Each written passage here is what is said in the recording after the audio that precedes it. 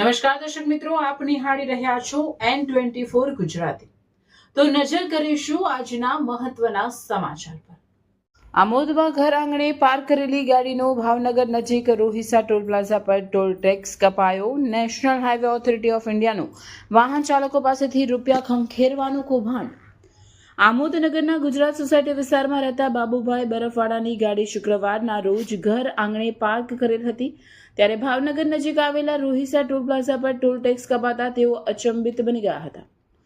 બાબુભાઈ બરફવાળા પોતાના કામ અર્થે શુક્રવારે મુંબઈ ગયા હતા। તેમની મેગ્નાઇટ ગાડી નંબર GJ16DS 3540 આમોદમાં પોતાના ઘર આંગણે પાર્ક કરેલી હોવા છતાં ભાવનગર સ્થિત રોહિસા ટોલ પ્લાઝા પરથી 115 રૂપિયાનો ટોલ ટેક્સ કપાયો હોવાનો મેસેજ મળતા તેઓ ચોંકી ગયા હતા।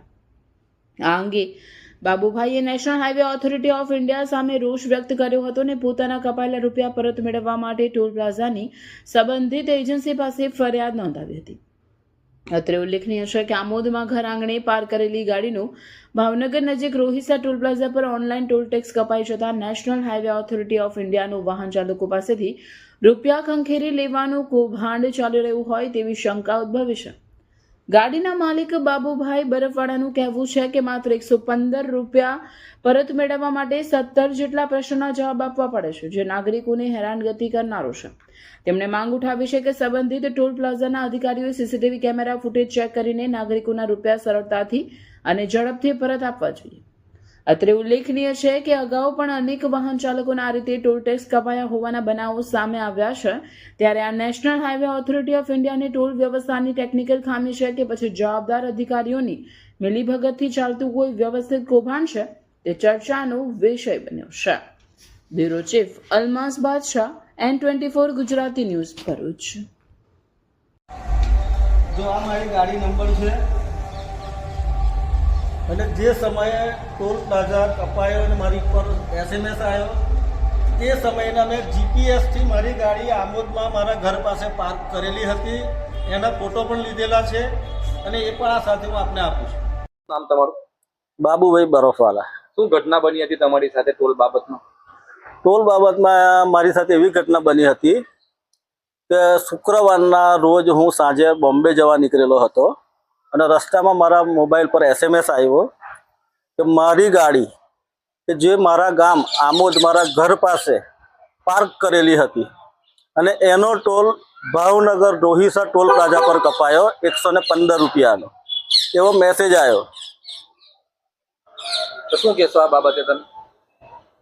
આ બાબતે ત્યાર પછી હું મારું બોમ્બેનું કામ પતાવીને આવીને ટોલ પ્લાઝાના 1033 નંબરની ઉપર મેં કમ્પ્લેન કરી તો મને 25 જાતના તો સવાલો પૂછવામાં આવ્યા કે તમારું ગાડીનું RC બુકનો ફોટો મોકલો, આગળનો ફોટો મોકલો, પાછળનો ફોટો મોકલો। ત્યાર પછી મને એવું કહેવામાં આવ્યું કે તમારી ગાડીના ફોટા મોકલો, આગળના ફોટા મોકલો, પાછળના મોકલો, સાઈડના મોકલો। એવા તો 17 જાતના તો સવાલ કરવામાં આવ્યા।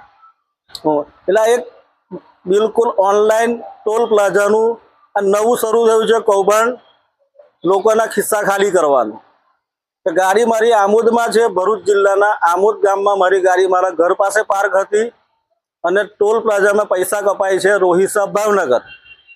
હવે એ પૈસા રિકવર કરવા માટે મારે કેટલું બધું ચાલવાનું? કેટલા રૂપિયા હતા? 115 રૂપિયાનો ટોલ કપાયો છે। આ બાબતે તમે સરકારને શું મેસેજ આપવા માંગશો? સરકારે આ બધું જે ઓનલાઈન કરેલું છે એને હજુ અપડેટ કરવાની જરૂર છે કે જેથી લોકો પરેશાન ના થાય। જે લોકોને જાણકારી છે એ તો ચાલો ઓનલાઈન કમ્પ્લેન કરીને પણ પોતાના પૈસા રિકવર કરી શકશે, પણ જેમને જાણકારી જ નથી એ બિચારાનું શું થશે? આવા તો 115 કેટલા રૂપિયા સરકાર ભેગા કરશે? કેટલા લોકોના રૂપિયા ખંખેરશે?